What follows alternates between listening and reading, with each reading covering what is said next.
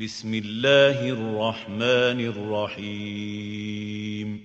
السلام عليكم ورحمة الله وبركاته. معكم محمد شاهين التاعب من قناة الدعوة الإسلامية على اليوتيوب، وفيديو جديد من سلسلة اعتراف خطير. الاقتباس اللي احنا هنقرأ منه النهاردة أرسله الأخ أبو عمار الأثري، ربنا يحفظه ويبارك فيه. فلو في أي حد عنده اقتباس واعتراف خطير حابب ان احنا نعرضه في هذه السلسلة، يتواصل معانا بأي طريقة من طرق التواصل اللي موجودة تحت في وصف الفيديو. الاقتباس اللي هنقرأ منه النهاردة من كتاب للأب متى المسكين، أحد كبار علماء الكنيسة القبطية الأرثوذكسية، من أعمدة دير الأنبا مقار، من أقوى الأديرة اللي بتطلع آباء علماء. الكتاب اسمه التقليد وأهميته في الإيمان المسيحي كمدخل لشرح الأسفار وفهم الأسرار، طبع الدير القديس أنبا مقار ببرية شهيد. موضوع التقليد ده اتكلمنا عنه كتير جدا جدا، سواء في فيديوهات مدخل إلى دراسة الكتاب المقدس، أو مدخل إلى دراسة المسيحية، أو حتى المحاضرات الصوتية بتاعت فكرة شاملة عن الكتاب المقدس. وقلنا باختصار إن موضوع التقليد ده هو تصور المسيحيين عن كيفية انتقال الدين، وازاي الدين والعقيدة انتقل لهم من المسيح عليه السلام عن طريق تلاميذه، عن طريق خلفاء تلاميذه، لغاية ما وصل لآباء الكنيسة الحاليين. وإن فكرة التقليد بالنسبة لهم زي التقلد، إن حد يلبسك قلادة، إن شخص بيسلم شخص بيسلم شخص.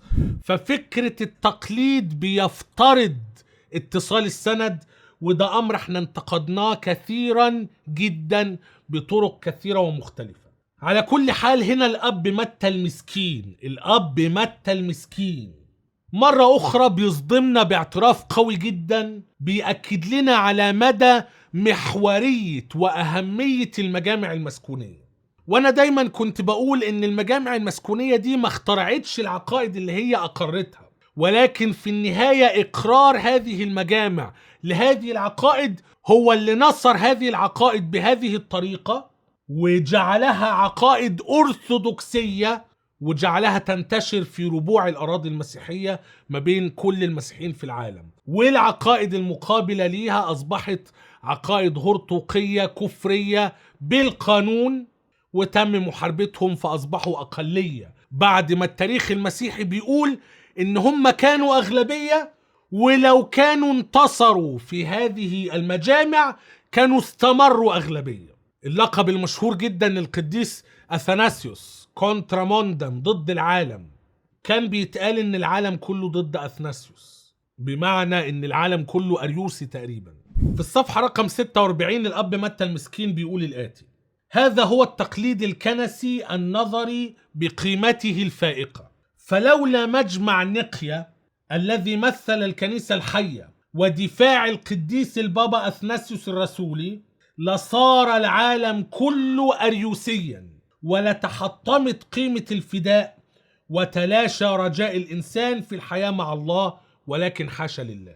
طبعا هو هنا مش بيتكلم إزاي مجمع نقيا نصر عقيدة أثناسيوس، لكنه بيقول إنه لولا إن مجمع نقيا نصر عقيدة أثناسيوس لصار العالم كله أريوسيا. يعني كان زمان العالم كله بيؤمن إن المسيح مخلوق، وإنه ليس إلها حقيقيا مستحقا للعبادة. طبعا في عندنا مشكلة أصلا في مدى تصورنا التاريخي عن الأحداث التفصيلية اللي حصلت في مجمع نقيا، وده أمر أنا أجده في غاية العجب.